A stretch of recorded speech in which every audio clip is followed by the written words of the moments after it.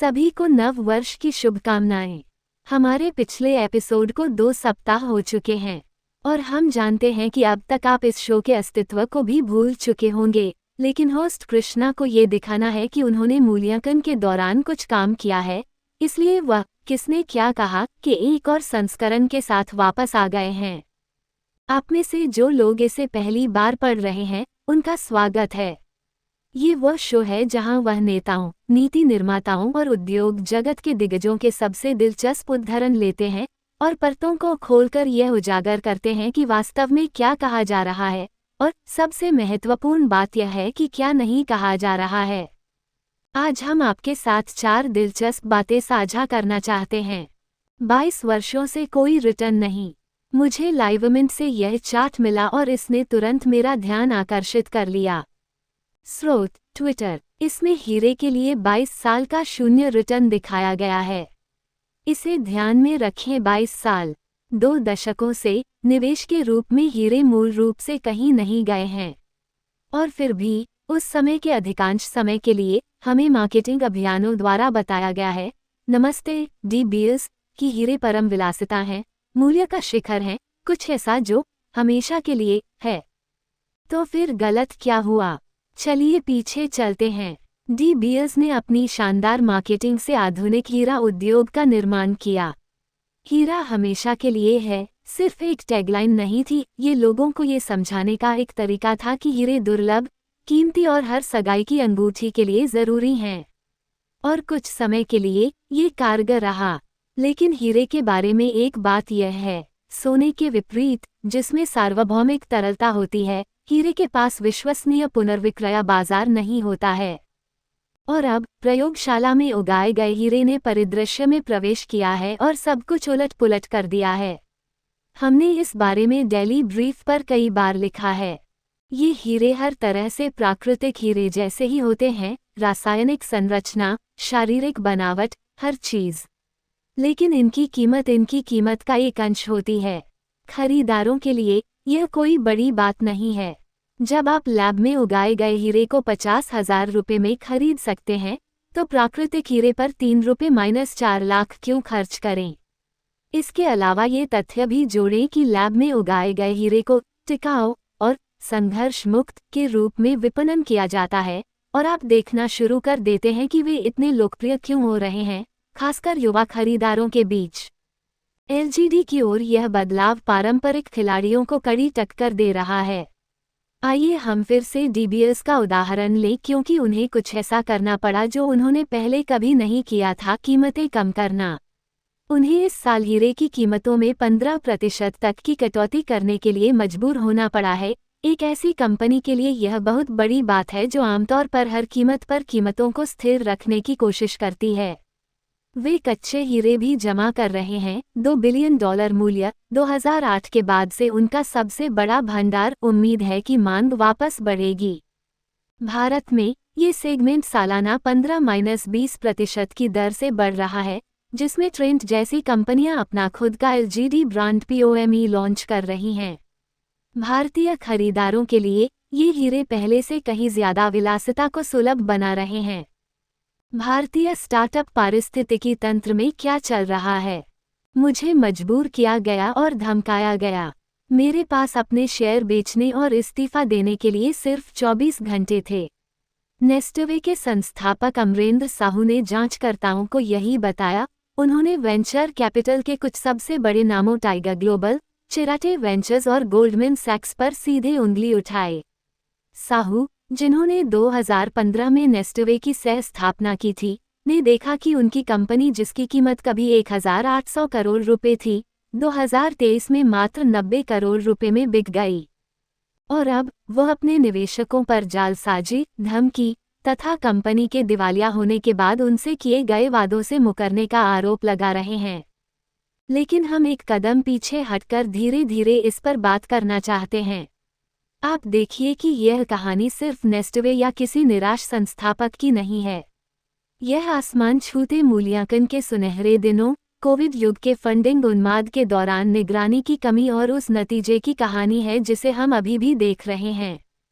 नेस्टवे, जो कभी tiger global और गोल्डमैन सैक्स जैसे बड़े नामों द्वारा समर्थित एक आशाजनक रेंटल हाउसिंग स्टार्टअप था, सभी सही बक्से में टिक करता हुआ प्रतीत हुआ। 2019 तक यह इस क्षेत्र में अग्रणी था, जिसका मूल्य 1800 करोड़ रुपए था। लेकिन जल्द ही दरारें दिखाई देने लगी, प्रतिस्पर्धा बढ़ गई, सेवा की गुणवत्ता कम हो गई और महामारी ने शहरी किराए की मांग को कुचल दिया। 2023 तक कंपनी को केवल 90 करोड़ रुपए में ओम प्रॉपटेक को बेच दिया गया।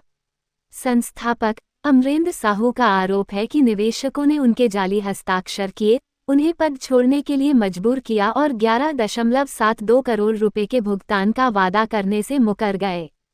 नेस्टवे की कहानी कोई अकेली घटना नहीं है। ये भारत के स्टार्टअप इकोसिस्टम में उथल-पुथल के एक बड़े पैटर्न का हिस्सा है, खासकर कोविड युग के फंडिंग बूम के बाद। ज़िलिंगो को ही लें, कभी फैशन सप्लाई चेन में क्रांति लाने वाली $1 बिलियन की यूनिकॉर्न कंपनी ने सिकोया कैपिटल और टेमासेक जैसे बड़े निवेशकों से $300 मिलियन से ज्यादा जुटाए थे। लेकिन 2022 तक सब कुछ बिखर गया। सीईओ अंकिती बोस को कथित वित्तीय अनियमितताओं के कारण निलंबित कर दिया गया और अंततः कंपनी का परिसमापन कर दिया गया। बोस ने गलत काम करने से इनकार किया है और दावा किया है कि उन्हें निशाना बनाया गया था, लेकिन ज़िलिंगो के पतन ने नौकरियों के नुकसान और शासन के बारे में सवालों का सिलसिला पीछे छोड़ दिया। फिर गोमकेनिक है, कार सर्विसिंग बाजार में एक विघटनकारी के रूप में स्थापित, इसने सिकोया कैपिटल और टाइगर ग्लोबल जैसे वीसी से धन जुटाया था। लेकिन फिर संस्थापक ने राजस्व संख्या को बढ़ा चढ़ाकर बताने की बात स्वीकार की। एक ऑडिट में फर्जी चालान और काल्पनिक गराज का पता चला, जिससे निवेशकों को अपनी हिस्सेदारी बट्टे खाते में डालने के लिए मजबूर होना पड़ा और कंपनी दिवालिया हो गई। इन सभी कहानियों को एक साथ क्या जोड़ता है? महामारी के वर्षों में फंडिंग में उछाल। जब कोविड आया तो वेंचर कैपिटल ने स्टार्टअप्स में पहले से कहीं ज्यादा तेजी से निवेश किया। दुनिया में लॉकडाउन के कारण डिजिटल परिवर्तन एक चर्चा का विषय बन गया और हर वीसी अगली बड़ी चीज का समर्थन करना चाहता था। कंपनियों ने ऐसे मूल्यांकन पर पैसे जुटाए जो पीछे मुड़कर देखने पर बेतुके लगते हैं। संस्थापकों के पास नकदी की भरमार थी और निवेशक बड़े बड़े चेक लिखने के लिए खुद को आगे बढ़ा रहे थे। शासन या व्यवसाय की बुनियादी बातों पर ज्यादा ध्यान नहीं दिया गया, विकास ही सब कुछ था। कुछ समय तक तो ये कारगर रहा। स्टार्टअप तेजी से आगे बढ़े, मूल्यांकन में उछाल आया और हर कोई जीतता हुआ नजर आया। लेकिन फिर मंदी आ गई। जैसे जैसे ब्याज दरें बढ़ीं और वैश्विक तरलता सूख गई, ज्वार कम होता गया और यह उजागर हुआ कि कौन नग्न होकर तैर रहा था। कभी आसमान छू रहे मूल्यांकन धराशायी हो गए। नेस्टवे का 1800 करोड़ रुपए का मूल्यांकन 90 करोड़ रुपए में बदल गया। ज़िलिंगो एक यूनिकॉर्न से लिक्विडेशन की ओर चला गया। गोमकेनिक की वृद्धि धुआं और दर्पण साबित हुई। इन कहानियों में एक बात समान है कि दोनों तरफ से निगरानी की कमी है। निवेशक विकास के पीछे इतने उत्सुक थे कि उन्होंने शासन की अनदेखी कर दी।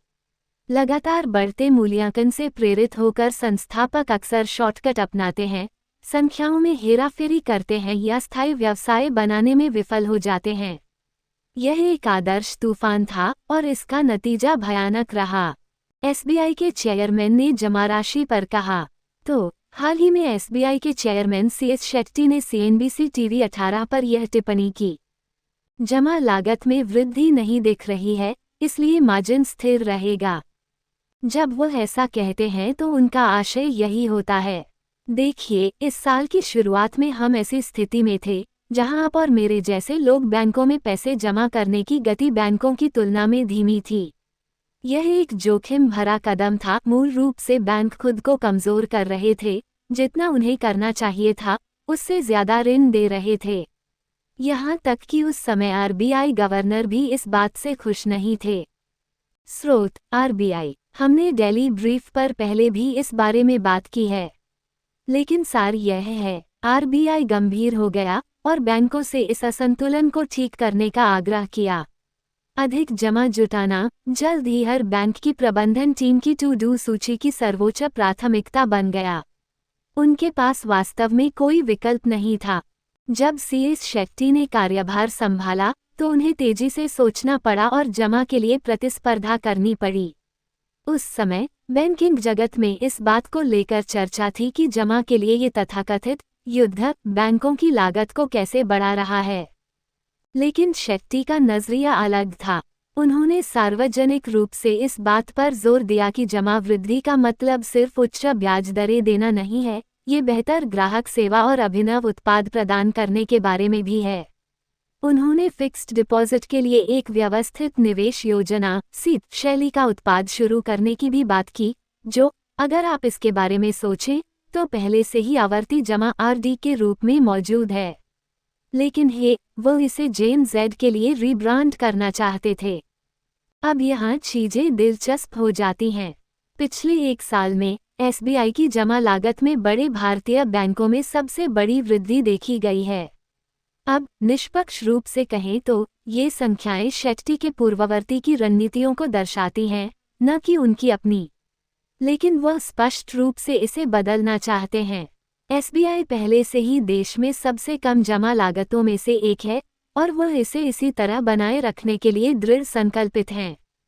अपने नवीनतम साक्षात्कार में वे अनिवार्य रूप से जमा दरों पर शीर्ष पर कॉल कर रहे हैं। उनका मानना है कि जमा लागत यहां से और अधिक नहीं बढ़ेगी। यह एक बड़ी बात है क्योंकि बढ़ती जमा लागत देश भर में बैंकों की लाभप्रदता को खा रही है। यदि जमा लागत स्थिर हो जाती है और ऋण दरें स्थिर रहती हैं, तो मार्जिन वास्तव में बेहतर हो सकता है, जिससे लाभप्रदता बढ़ सकती है। लेकिन ईमानदारी से कहें तो यह कोई बहुत बड़ी भविष्यवाणी नहीं है। इसका कारण यह है, ब्याज दरों में कटौती होने वाली है। रेपो दर, जिस दर पर आरबीआई बैंकों को उधार देता है, जल्द ही कम होने की उम्मीद है। जब ऐसा होता है तो अर्थव्यवस्था में पैसे की लागत कम हो जाती है। यहाँ बताया गया है कि यह क्यों मायने रखता है। जब रेपो दरें कम होती हैं, तो बैंक ऋण पर ब्याज दरें कम कर देते हैं, जिससे उधार लेना सस्ता हो जाता है। साथ ही वे जमा पर दी जाने वाली ब्याज दरों को भी कम कर देते हैं क्योंकि उन्हें अब फंड के लिए आक्रामक रूप से प्रतिस्पर्धा करने की आवश्यकता नहीं होती है।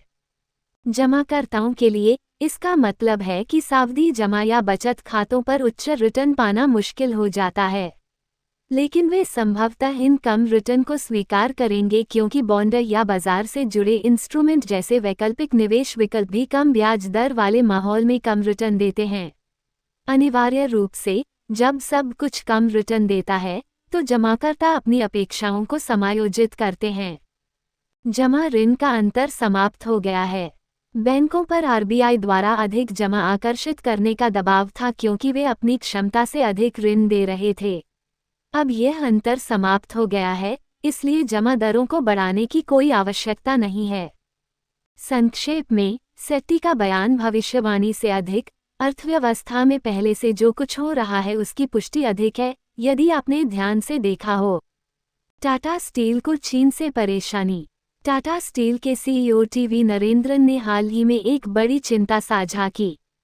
उन्होंने बताया कि भारत में स्टील की बढ़ती मांग 8% तक देश के लिए एक बड़ा अवसर हो सकती है।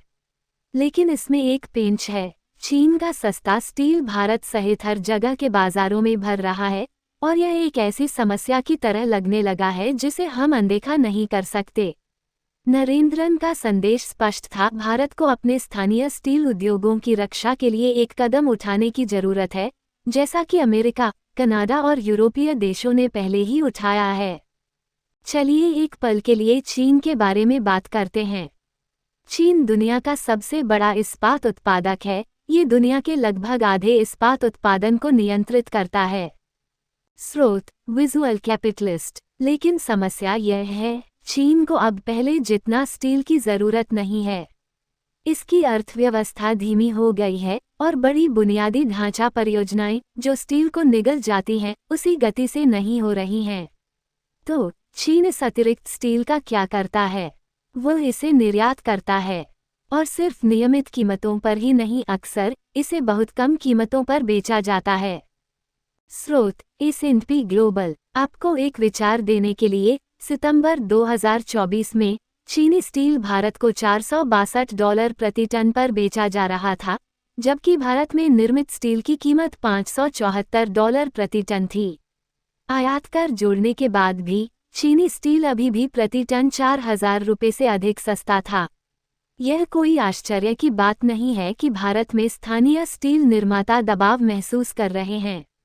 वे इतनी कम कीमतों के साथ प्रतिस्पर्धा नहीं कर सकते।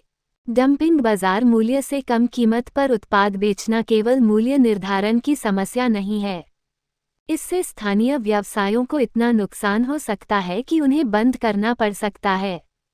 और एक बार जब वे तस्वीर से बाहर हो जाते हैं तो अंदाज़ा लगाए कि बाजार को कौन नियंत्रित करता है। डंपिंग करने वाला वही देश। यही कारण है कि ब्राज़ील और अमेरिका जैसे देश पहले से ही अवरोध लगा रहे हैं। उदाहरण के लिए, ब्राज़ील ने चीन से आयात किए जाने वाले स्टील की मात्रा पर सख्त सीमाएं तय की हैं। यदि आयात उस सीमा को पार करता है तो उस पर भारी कर लगाया जाता है। अमेरिका एक कदम आगे बढ़ गया है, उसने स्टील और यहां तक कि इलेक्ट्रिक वाहनों जैसे चीनी सामानों पर भारी शुल्क लगा दिया है। इस बीच भारत की इस्पात कहानी बहुत अलग है। बुनियादी ढांचा परियोजनाओं, शहरीकरण और बढ़ती खपत की बदौलत यहां मांग तेजी से बढ़ रही है। भारत अब दुनिया का दूसरा सबसे बड़ा स्टील उत्पादक है, जो वैश्विक उत्पादन का लगभग 10% हिस्सा है। टाटा स्टील जैसी कंपनियां इस मांग को पूरा करने के लिए भारी निवेश कर रही हैं। उदाहरण के लिए, टाटा ने हाल ही में उड़ीसा के कलिंगनगर प्लांट में भारत की सबसे बड़ी ब्लास्ट फर्नेस चालू की है।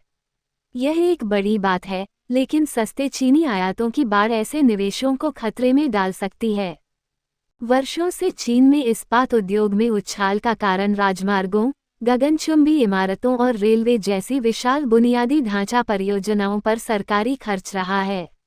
लेकिन अब पाइपलाइन में इन परियोजनाओं की संख्या कम होने के कारण चीनी इस्पात निर्माता अधिशेष उत्पादन के साथ फंस गए हैं और वे इसे खत्म करने के लिए हर संभव प्रयास कर रहे हैं, जिसमें इसे भारत जैसे देशों में भेजना भी शामिल है। इससे भी बुरी बात यह है कि चीन आसियान एफटीए जैसे व्यापार समझौतों का इस्तेमाल अपने स्टील को दूसरे देशों के जरिए भेजने के लिए कर रहा है, ताकि उच्च आयात शुल्क से बचा जा सके। उदाहरण के लिए, भारत आने वाला बहुत सारा चीनी स्टील अब वियतनाम या दक्षिण कोरिया के जरिए आता है। इस चतुर चाल से स्थानीय उत्पादकों के लिए प्रतिस्पर्धा करना और भी मुश्किल हो जाता है। इस संस्करण के लिए बस इतना ही। कृपया हमें टिप्पणियों में बताएं कि आप क्या सोचते हैं और अपने दोस्तों के साथ साझा करें ताकि वे भी अधिक स्मार्ट बन सकें।